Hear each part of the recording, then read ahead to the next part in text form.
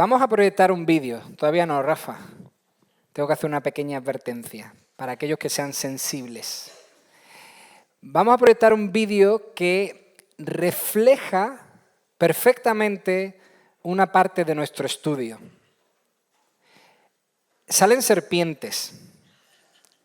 Por eso digo la sensibilidad. Si a alguien no le gustan las serpientes, pues que mire aquí.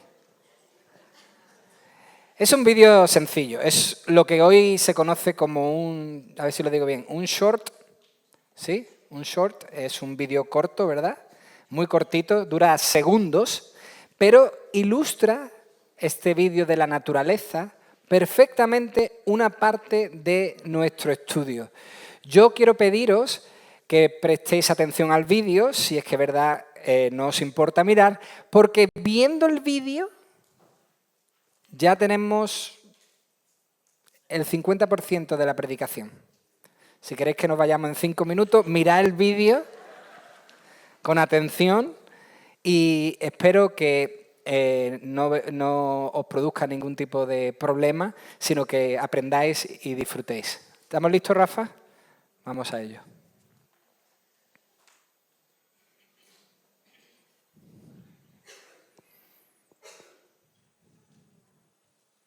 Aquí está la serpiente más dramática del mundo, la serpiente Ocnose occidental. Cuando se asusta esta serpiente, imita a una cobra primero ensanchando su cuello y silbando. Si este método no funciona, lleva la actuación al siguiente nivel. Esta vez se acuesta boca arriba y finge estar muerta. No es un ataque al corazón repentino, sino si no le crees y decides darle la vuelta, probablemente vuelva a su estado normal. Pero no te recomendamos que lo hagas, porque para hacer su actuación más creíble, deja sus excrementos para simular el olor de la muerte. Quizás no te engañe a ti, pero muchas criaturas en la naturaleza caen en este truco, y así sobrevive un día más y continúa con su vida. Aquí está la serpiente más dramática del mundo.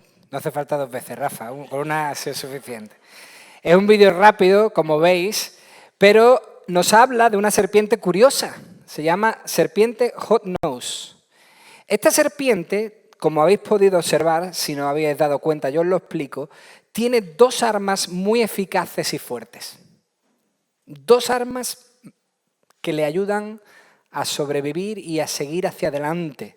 Una es meter miedo, asustar. No es una cobra, pero se disfraza como tal. Esta serpiente aplasta su cabeza, la hincha y hace creer a sus oponentes que no es una serpiente inofensiva, sino que es una cobra.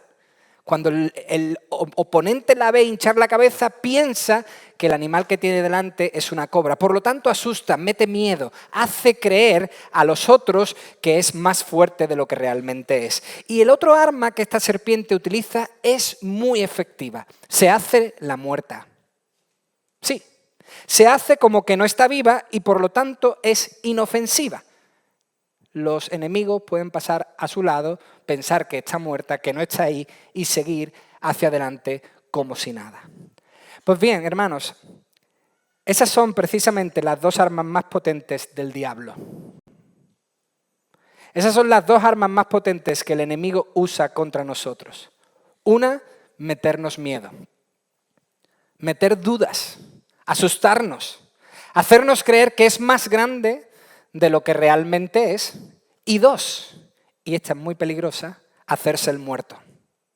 Hacer creer a las personas que no existe, que no es real, que verdaderamente no existe el enemigo. Es muy curioso. Fijaos lo que dicen las estadísticas. Solo el 15% de los alemanes cree que el diablo existe. Solo el 15% de la población alemana. En el Reino Unido las cosas no son mejores. Solo un 18% cree en el diablo. En Francia, el 25%. En Italia, el 34%. Si ya cruzamos al otro lado del charco, vemos que en el sur de América esta creencia sí es más alta, pero no tan alta. En Argentina, por ejemplo, solo el 46% de la población cree en el diablo. En México, esto es curioso, solo el 56%. En Brasil, el 67%. Y donde más creen en el diablo es en Turquía, curiosamente, con un 71% de la población que cree que existe de verdad. Fijaos, hermanos, el escritor británico C.S. Lewis comenta esta verdad en su famosísimo libro Cartas del Diablo a su sobrino. Os recomiendo que lo leáis, pues es muy interesante. En ese libro, este cristiano, este hermano nuestro, escribe lo siguiente. En lo que se refiere a los diablos, la raza humana puede caer en dos errores iguales y de signo opuesto. Uno consiste en no creer en su existencia, creer que el diablo no existe. Y dos, creer en los diablos y sentir por ellos un interés excesivo y malsano. O sea, el error en el que normalmente caen los seres humanos son dos polos opuestos. Es un error grave, pero opuesto. Por un lado están los que no creen en su existencia y por otro están los que sí creen y en más lo buscan. Por eso culmina C.S. Lewis su frase diciendo: los diablos se sienten igualmente halagados por ambos errores y acogen con idéntico entusiasmo a un materialista, a uno que dice el diablo no existe, como a un hechicero, uno que busca las artes maléficas y lo oscuro para poder realizar sus artes. Hermanos, hay un peligro enorme cuando el diablo se hace el muerto. Un peligro tremendo cuando convence a la gente de que no existe, que no es real, que es un cuento chino. Porque cuando no le reconocemos es cuando él puede actuar con mayor libertad. Cuando no le contemplamos es cuando él puede moverse con mayor fortaleza. Su existencia es real. La Biblia asegura 100% que el diablo existe. Pero igual de real, igual que decimos que su existencia es real, igual de real es que gracias a Jesús hemos podido pasar de su dominio al reino de Dios. Eso dice Colosenses capítulo 1, versículo 13. No puede haber quizás versículo más glorioso que podamos decir en esta mañana. Él nos libró del dominio de las tinieblas y nos trasladó al reino de su Hijo amado. Esta es una gran bendición que tienen los creyentes. Han confiado en Jesucristo, han sido liberados del pecado, han sido liberados de las consecuencias del pecado, han sido liberados de la muerte, han sido liberados del poder, del dominio de Satanás sobre sus vidas. Es más, óyeme con atención.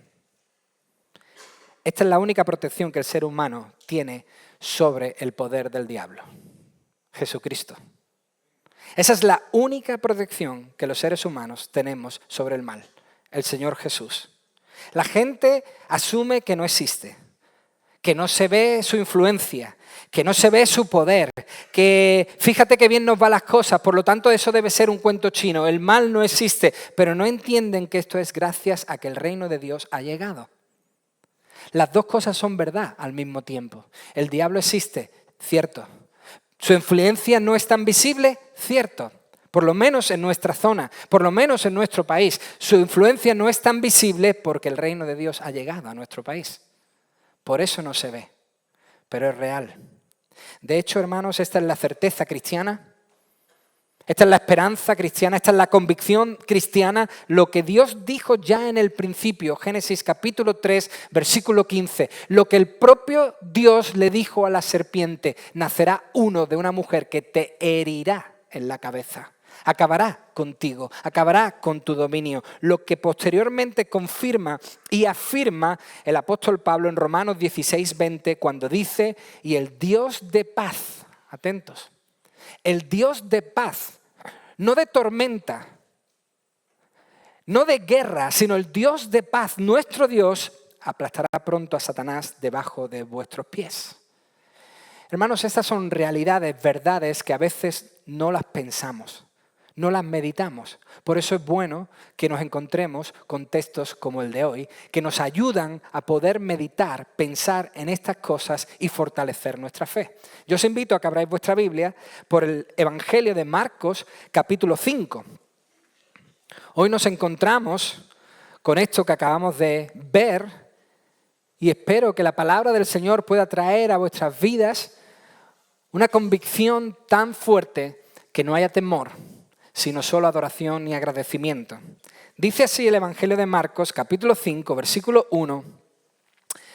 Y llegaron al otro lado del mar, a la tierra de los Gadarenos, y cuando él, esto es Jesús, salió de la barca, enseguida vino a su encuentro de entre los sepulcros un hombre con un espíritu inmundo.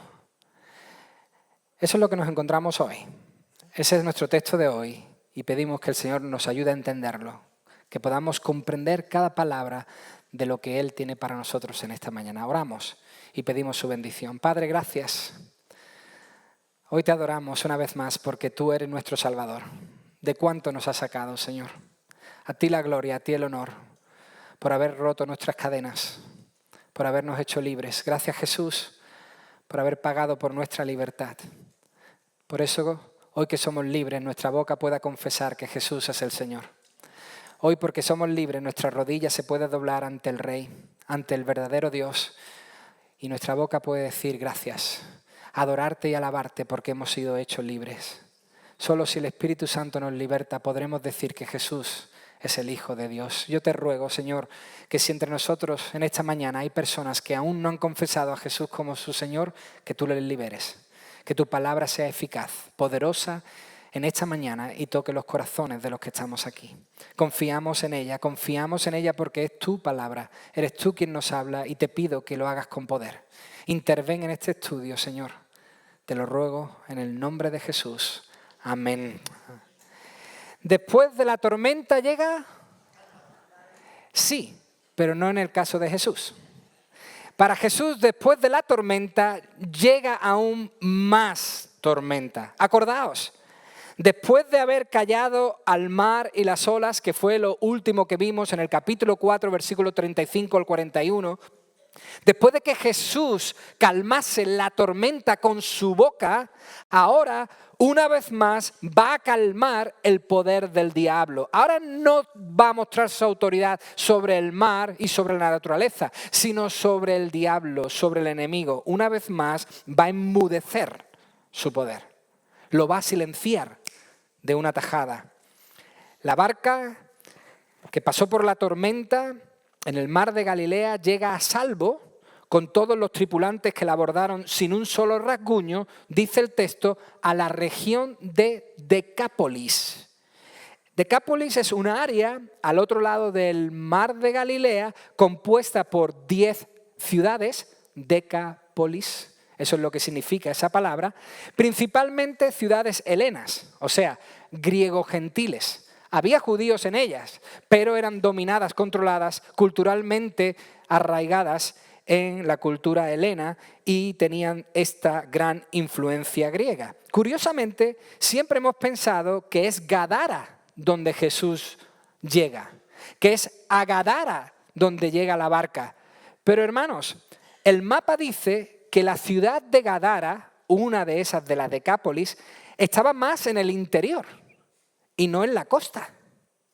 Gadara no estaba al lado del mar de Galilea. Gadara está en el mapa en el interior y no en la costa. Por eso, tras muchos estudios, se piensa acertadamente que Jesús y sus discípulos llegaron más bien a un pueblo llamado Gerasa, de la ciudad de Hippo, una de las 10 ciudades de las Decápolis. Hippo tenía un pueblo costero que se llama Gerasa.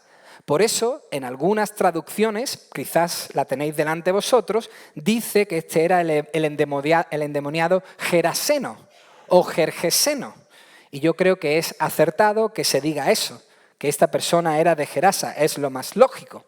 Pues bien, una vez que Jesús llega, dice que nada más poner el pie ahí en el suelo, en Gerasa, enseguida, versículo 2, enseguida, como si lo estuviese esperando, enseguida vino. Esta frase significa enseguida se le opuso. Nada más colocó sus pies sobre Gerasa, enseguida Jesús sufrió oposición. Hermanos, los griegos eran amantes de lo demoníaco. Adoraban a los demonios. Por eso era tan común encontrarse en zonas griegas a personas poseídas por los demonios. Acordaos de la orden y de la advertencia tan clara que Pablo le hace a los cristianos de Corinto.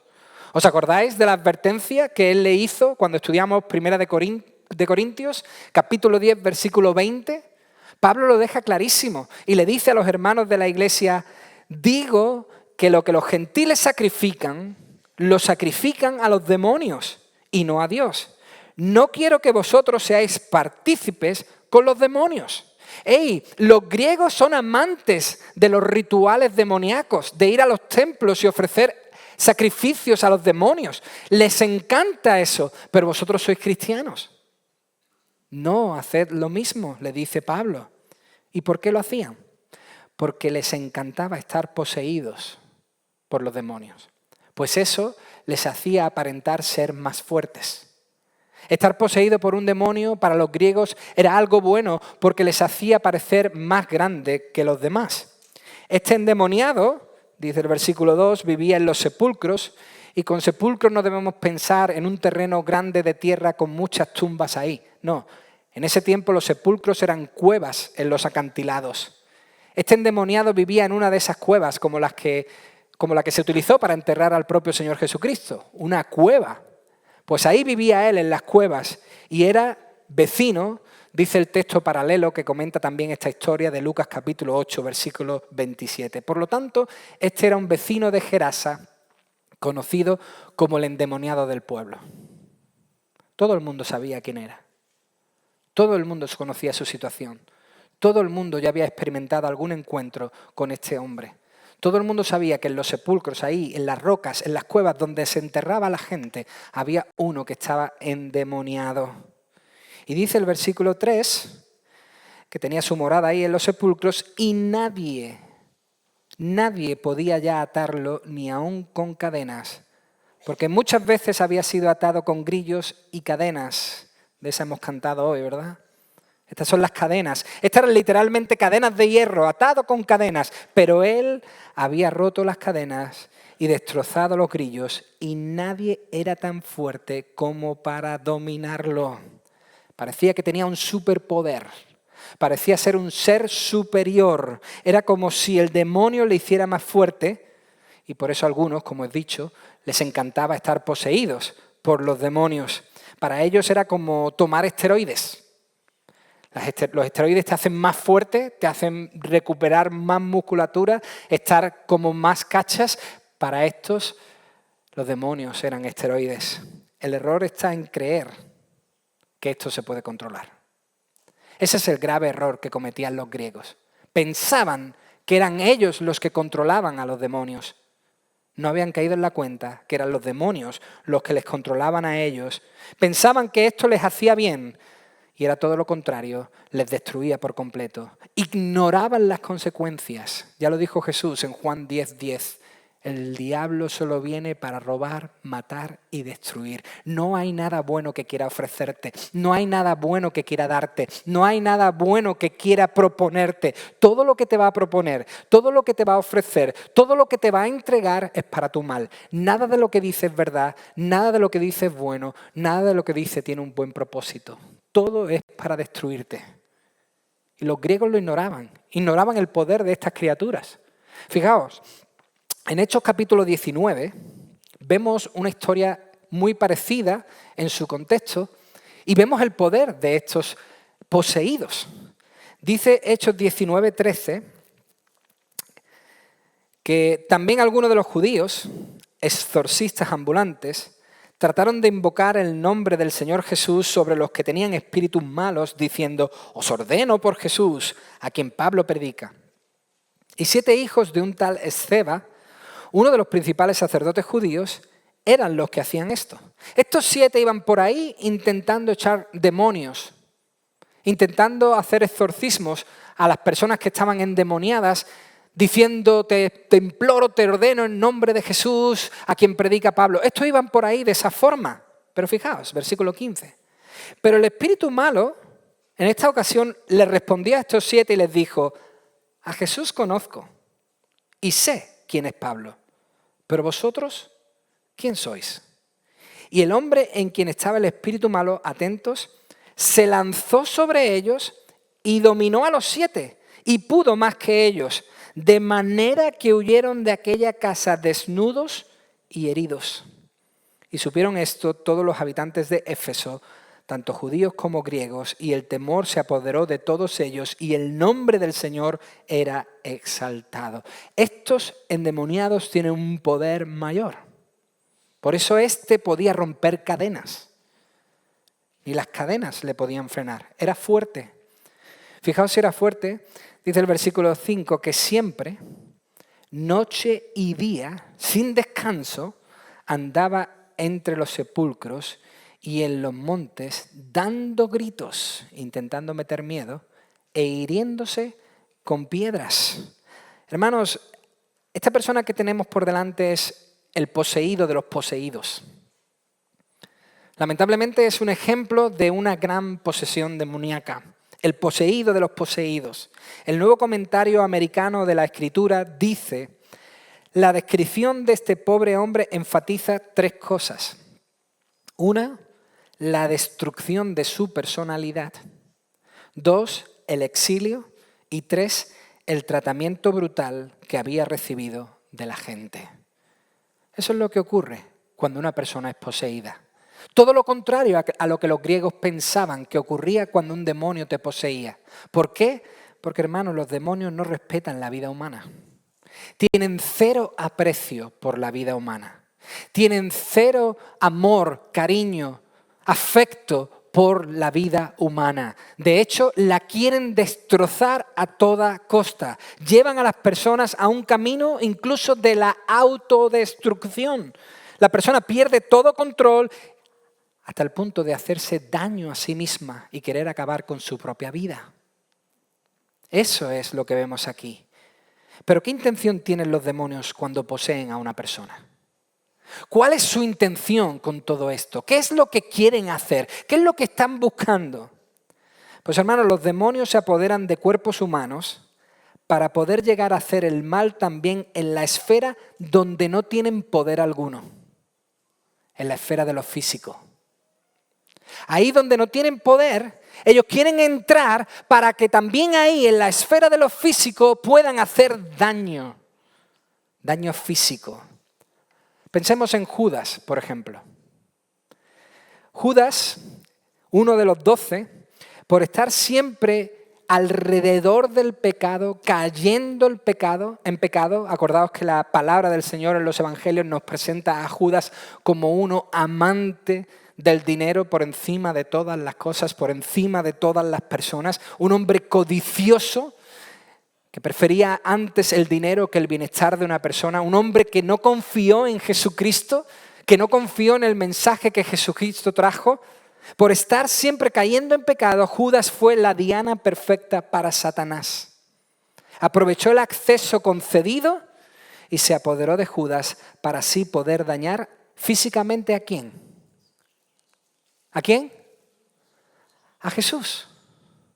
No solo a él mismo, sino a Jesús. No deja en esa ocasión y para ese trabajo tan específico que lo hiciera un demonio cualquiera, sino que es el mismo Satanás el que toma las riendas porque quiere dañar físicamente a Jesús.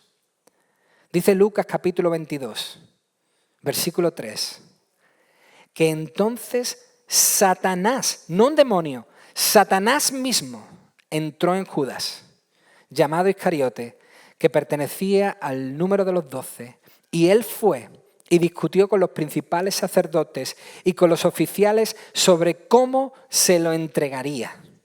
Ellos se alegraron y convinieron en darle dinero. Él aceptó y buscaba una oportunidad para entregarle sin hacer un escándalo. Satanás se apoderó de Judas para así poder entregar a Jesús, que Jesús fuese golpeado, latigado, crucificado y su cuerpo fuese dañado lo máximo posible. Para eso se apoderan de lo físico, para hacer daño también en lo físico. De hecho, hay otro ejemplo en la Biblia que nos habla de cómo los demonios se apoderan de una persona para hacer daño físico. Es el ejemplo de Saúl contra David. Nos dice 1 Samuel, capítulo 16 al capítulo 18, que un espíritu malo se apoderó de Saúl hasta el punto que la Biblia nos dice que lanzó 2 veces una jabalina, una lanza, pues decía Saúl, clavaré a David en la pared. Su intención al apoderarse de un ser humano es hacer daño físico a los seres humanos. Dice el versículo 6 de nuestra historia que cuando vio a Jesús de lejos, este endemoniado, corrió y se postró delante de él y gritando a gran voz dijo: ¿qué tengo yo que ver contigo, Jesús, Hijo del Altísimo o Hijo del Dios Altísimo? Te imploro por Dios que no me atormentes. El endemoniado con muchos demonios, y ahora vais a entender por qué le llamo de esta forma, el endemoniado con muchos demonios expresa sin mucho entusiasmo que Jesús tiene toda la autoridad. No le gusta decir lo que dice, pero lo dice.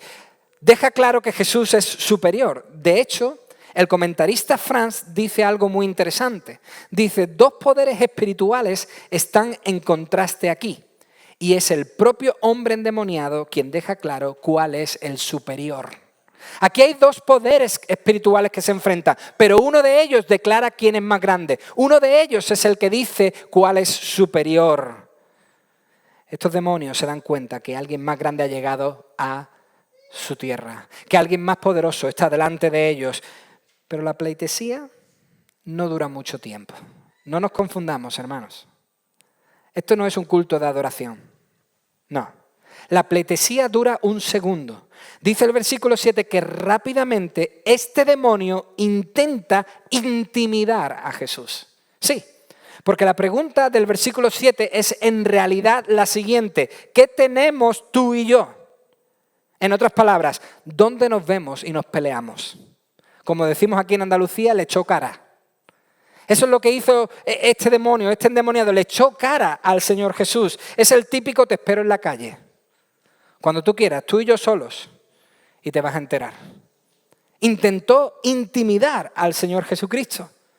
El Nuevo Comentario Americano añade un dato importantísimo a toda esta conversación. Dice que en ese tiempo se pensaba que conocer el nombre de un demonio ayuda a su exorcismo.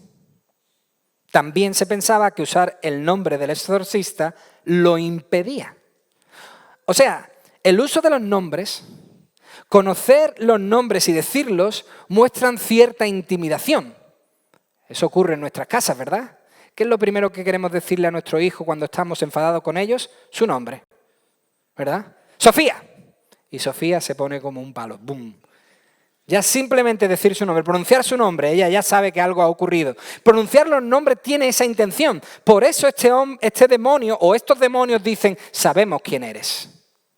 Tú eres el Hijo del Dios Altísimo. Lo reconocen, tú eres el más grande. No hay otro tan grande como tú. Y la frase te imploro es más una orden que un ruego. No es un por favor, es te ordeno.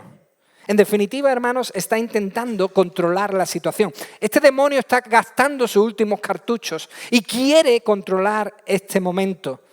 Pero toda esta intimidación es la misma que usó la serpiente al principio. Toda esta intimidación es de boquilla.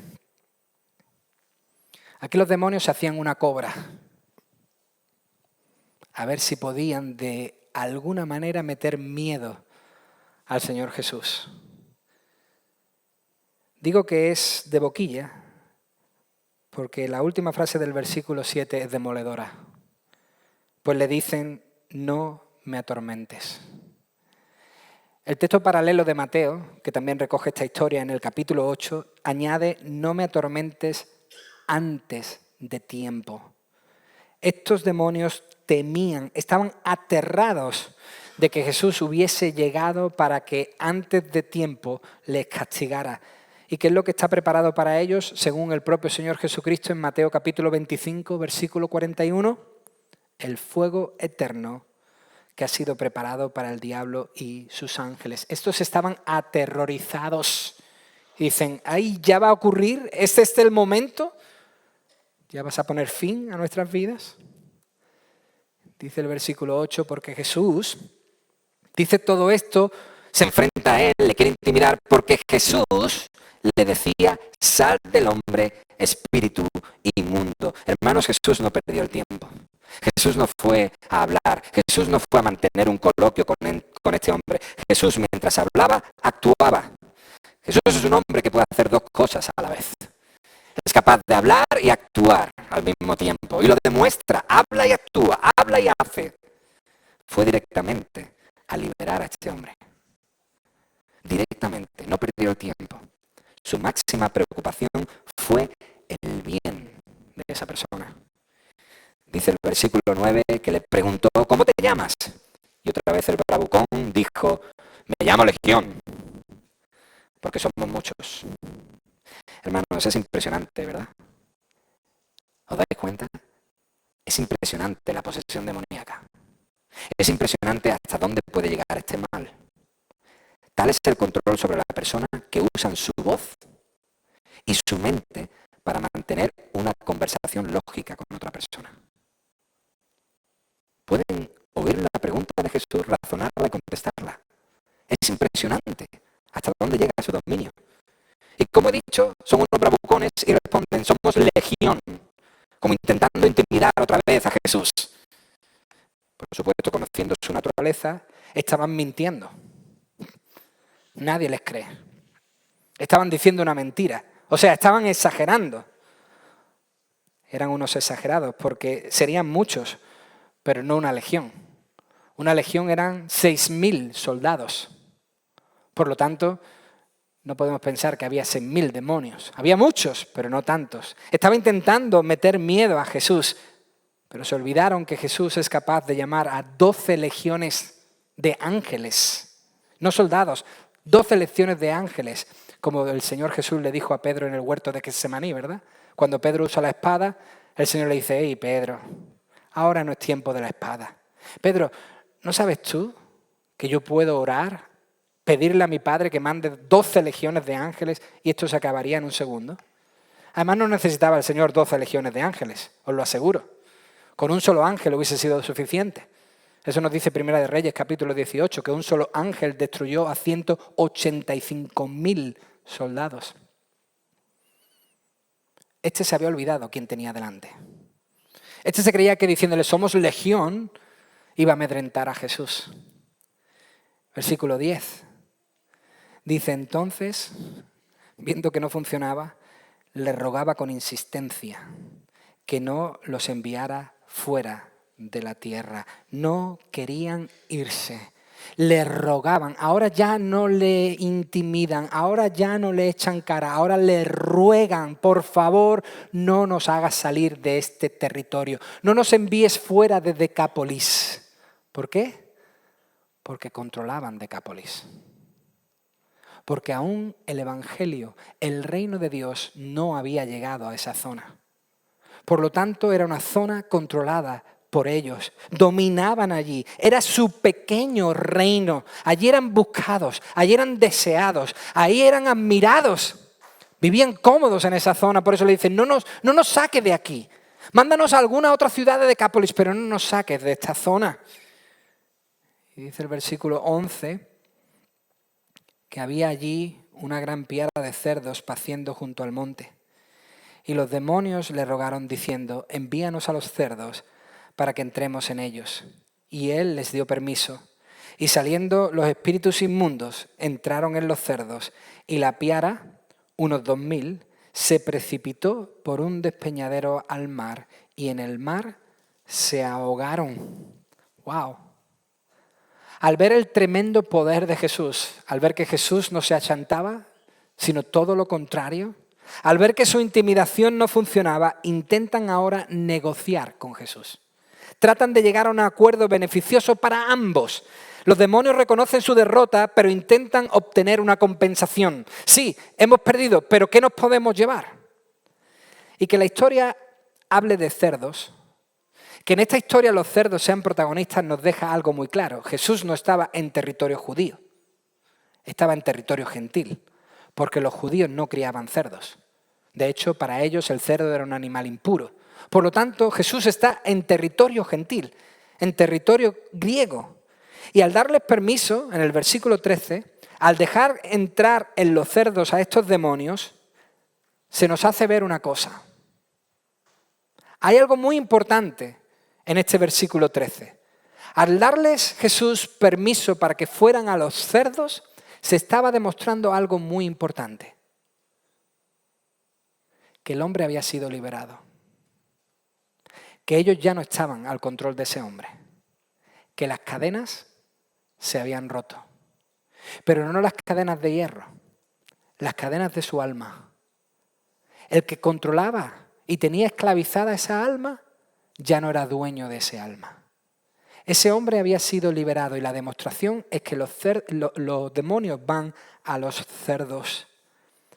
Pero es curioso, dice que se precipitan por el acantilado, supuestamente morirían de un golpe antes de llegar al mar y otros morirían ahogados.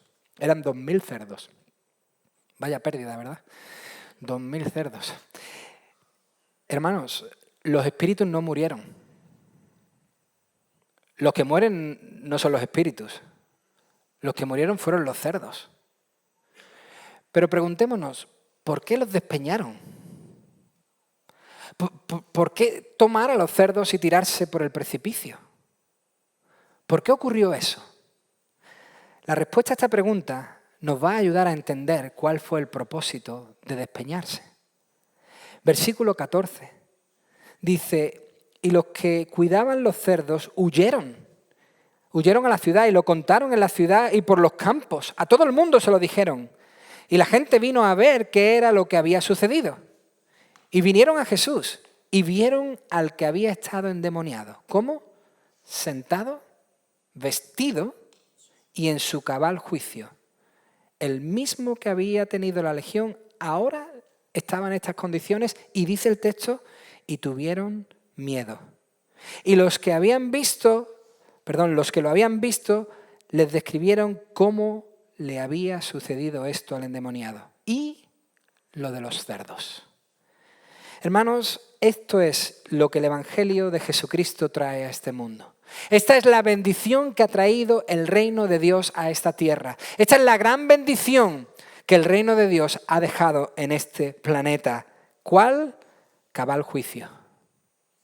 Esa es la gran bendición que ha traído. ¿Sabéis lo que significa la frase cabal juicio? Significa pensar de manera sana. Eso es lo que ha traído el Evangelio a las personas. Ahora podemos pensar de manera adecuada. Ahora podemos pensar por fin de manera correcta. Ahora podemos diferenciar entre lo que verdaderamente está bien y lo que verdaderamente está mal. Ahora nuestra mente razona adecuadamente. Eso ha traído el Evangelio de Jesucristo. Beneficio, bendición, mejor calidad de vida. Este hombre vivía desnudo por ahí dando vueltas. Ahora está vestido, ahora está cubierto. No solo físicamente, sino espiritualmente. Por la gracia de Dios le había alcanzado. Hermanos, es así de simple. ¿Qué bendición ha recibido en la iglesia? Ahora puedo pensar mejor. Es así de simple y así de glorioso. El cambio que el Evangelio trae a las personas es abismal. La transformación es enorme, completa, perfecta. Este hombre vivía encadenado, vivía golpeándose, vivía escondido en cuevas, vivía controlado todo su ser, de arriba a abajo, su mente, su boca, sus brazos, todo estaba controlado por el mal y ahora está sentado. En calma. La tormenta por fin ha pasado. Este hombre pasó de estar casi muerto a tener vida plena. Aunque tristemente, como hemos leído, a sus vecinos le dolió más lo de los cerdos. Qué curioso. Este que metía miedo y que ahora está en una condición perfecta, ni siquiera les preocupa. Les preocupa más los cerdos. Nada ha cambiado, ¿verdad? Hoy nos preocupan mucho más los animales que las personas. A estos le preocupan más los cerdos. Por eso dicen en el versículo 17 que comenzaron a rogarle, esto es, a Jesús, que se fuera de su comarca. ¡Wow! Que se fuera de allí. Le ruegan a Jesús, le ordenan que saliese de su distrito. Y hermanos, aquí está la respuesta a nuestra pregunta que nos hicimos antes. ¿Por qué despeñaron a los cerdos? ¿Por qué estos demonios se tiran por el precipicio con los cerdos? Pues la razón de entrar en los cerdos y matarlos era para que la gente del pueblo, que los amaba tanto, se enfadasen con Jesús y no le dejaran entrar a él en el pueblo. O sea, hermanos, el último servicio a la causa en esa zona por parte de estos demonios fue impedir que Jesús avanzara en esa zona. Su última estrategia fue decir, matemos a los cerdos, pues así no le van a dejar pasar. Así le van a prohibir entrar. Su último servicio a la causa fue que el reino de Dios no tuviera cabida en ese momento en su zona. Su último servicio a la causa fue impedir que el reino más grande llegase a este pequeño reino y lo destrozase por completo. Pero este plan le salió mal. El tiro le salió por la culata. Sí, es verdad que Jesús no iba a entrar físicamente en este momento en Decápolis. Sí, es verdad que Jesús iba a tomar la barca y se iba a marchar. Pero eso no significa que el poder de Jesús no entrase en Decápolis. Eso es muy diferente. El poder de Jesús entró y entró con mucho poder. Versículo 18 dice que al entrar él en la barca, Jesús, el que había estado endemoniado le rogaba que lo dejara acompañarle. Pero Jesús no se lo permitió. No estaba siendo grosero, sino que le dijo, vete a tu casa, a los tuyos. Qué precioso es esto, hermanos. Y cuéntales cuán grandes cosas el Señor ha hecho por ti y cómo tuvo misericordia de ti. ¿Y qué hizo él? Él se fue y empezó a proclamar en Decápolis, no solo en Hippo, de donde era, no solo en Gerasa, sino en Decápolis, cuán grandes cosas Jesús había hecho por él. ¿Y qué ocurrió? Que todos se quedaban maravillados. Hermanos, ya se ve que ahora pensaba de manera sana. Ya podemos contemplar que este hombre razonaba correctamente. Su acción es una demostración de que por fin pensaba bien en su cabeza. Pues la respuesta adecuada de cada converso, la respuesta adecuada de cada persona que se entrega a Jesucristo es contar lo que Jesús ha hecho por él. Esa es la respuesta más correcta, cuerda que existe. Cuando una persona se convierte, lo más razonable es decirle a otro lo que ha ocurrido en su vida. Este hombre ya pensaba bien. Su mente ya no la controlaba el diablo, la controlaba el Espíritu Santo. De hecho, hermanos, la forma más efectiva que existe hoy de evangelizar es decirle a los que tienes cerca lo que Jesús ha hecho en tu vida. Las campañas están bien y, por supuesto, la obra misionera es necesaria. Pero la manera más efectiva de evangelizar que existe hoy es que tú le digas a los tuyos lo que Jesús ha hecho en tu vida. Si todos nosotros fuésemos capaces de decirle a los nuestros lo que Jesús ha hecho en nuestra vida, entonces el evangelio correría como la pólvora. Jesús dice en el versículo 19, ve a los tuyos y cuéntales cuán grandes cosas el Señor ha hecho por ti y cómo tuvo misericordia de ti. Cuéntalo, dilo, ve, proclámalo a los tuyos, a tu pueblo, a tus vecinos, a tus compañeros de trabajo, a tu compañero de instituto, de universidad. Cuéntales lo que ha pasado en tu vida. Cuéntales por qué eres quien eres. Es más, los que conocían a este hombre de antes, los que sabían cómo era, no podían ignorar, ahora no iban a pasar por alto el cambio drástico que ocurrió en este hombre al tener este encuentro con Jesús. Era imposible pasarlo por alto. ¿Habéis leído las características de este hombre antes de Jesús? Quien viese a este hombre después de Jesús no tendría más remedio que decir, ¿qué te ha pasado? ¿Qué es lo que ha ocurrido? Qué bueno sería si nos preguntase eso la gente, ¿verdad? ¿Cómo? ¿Que ya no bebes? ¿Cómo? ¿Que ya no sales? ¿Cómo? ¿Que ya no ves? ¿Cómo?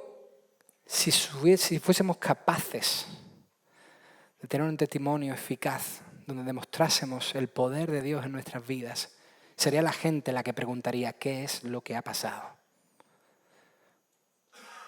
Mientras tanto, digámosle a todo el mundo lo que el Señor ha hecho en nosotros y cómo ha tenido misericordia de nosotros.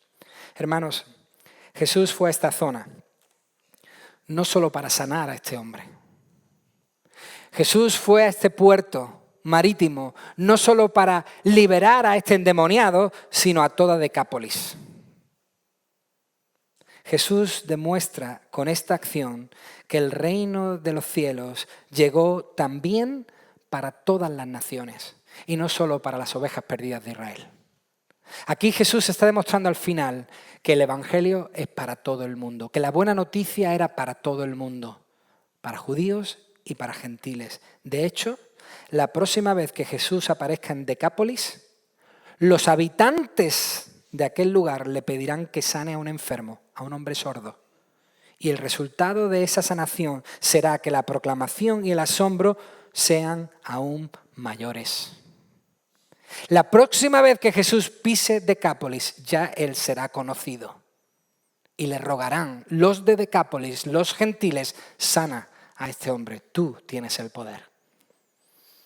Evidentemente, matar a los cerdos no funcionó. Fue su última bala, pero se fue al aire. Porque este hombre entró en Decápolis y dio a todo el mundo a conocer que Jesucristo es el Salvador. Y muchos lo reconocieron. Se piensa, se dice que ser cristiano es doloroso, que es aburrido, que no es progre, que es retro, que somos unos arcaicos, que vivimos en el pasado, que no hemos prosperado. Dicen que en el cristianismo se pierden cosas, se limitan libertades, se lava la mente, se pierde la personalidad. Pero nadie cae en la cuenta de la liberación que ocurre en la persona. Nadie es consciente de cómo la persona es librada de un mal tan grande como este. Nadie es consciente de cómo la persona pasa de estar debajo de un tirano que solo quiere matarles a estar debajo del Rey de Reyes que solo quiere el bien para su vida. No se dan cuenta que hay uno que quiere que mueran y hay otro que quieren que viva una vida plena y una vida eterna. No se dan cuenta lo peligroso que es vivir bajo el dominio de Satanás. Por eso vivir bajo el dominio de Jesucristo es lo mejor que le puede pasar a una persona. Someterse a Jesucristo es la mejor decisión que un ser humano puede tomar. Decir, toma mi vida, tú me vas a llevar a buenos pastos, me vas a dar de beber, me vas a alimentar, me vas a llevar hasta el final. Sé que la obra que comenzaste en mí la continuarás hasta el día de Jesucristo. Confío en que contigo puedo perseverar. Hoy puedo decirte que te amo porque tu Espíritu Santo ha llegado a mi vida y la ha transformado. Todo el beneficio que ofrece Jesucristo es incomparable con lo que te puede ofrecer el enemigo. Sí, hermanos, hay un mundo diabólico. Lo reconocemos. Pero hay liberación en Cristo. Y solo en Cristo. ¿Lo reconoces? ¿Lo sabes? Y lo mejor de todo, ¿lo disfrutas? Como hemos podido ver hoy, la llegada del reino era totalmente necesaria. Necesaria para nuestro beneficio, para nuestra protección, para nuestra liberación. Ahora ve y cuéntalo. Ahora ya solo nos queda compartirlo. El reino de Dios ha llegado y ha traído liberación y vida. Ahora nosotros lo único que debemos hacer es decirle a los demás lo que Cristo ha hecho en nuestros corazones. Lo que Cristo ha prometido que va a hacer en el futuro con nosotros. Llevarnos a una tierra nueva, mejor, fértil, donde no habrá llanto ni dolor, donde la muerte no existirá, sino que viviremos eternamente. Hermanos, el cambio es abismal. Lo que recibimos a cambio de lo que damos es enorme. Nuestras miserias, por esa gloria, merece la pena. Gracias a Jesucristo hemos sido liberados de un castigo y de unas garras tan peligrosas. Qué bueno es que su reino haya llegado y nos haya hecho libres. Solo aquel que confía en el Hijo, que cree en el Hijo, es verdaderamente libre. Yo espero que tú hoy salgas de aquí gritando tu libertad proclamándola a los cuatro vientos que Jesús te ha hecho una persona libre. Padre, gracias, muchas gracias, porque tú viniste también para librarnos de estas cosas. Hay un poder maligno que existe, que quiere dañarnos, pero tú nos has librado de él. Tú nos defiendes, tú nos proteges. Hoy tenemos este bienestar gracias a ti, Señor. Hoy podemos, Señor, vivir en paz gracias a ti. Sabemos que el enemigo no nos puede dañar más de lo que tú le puedas permitir. Y yo te doy gracias porque tú no le permites llegar a nuestra alma. Nuestra alma es tuya, te pertenece a ti. Y así será para siempre.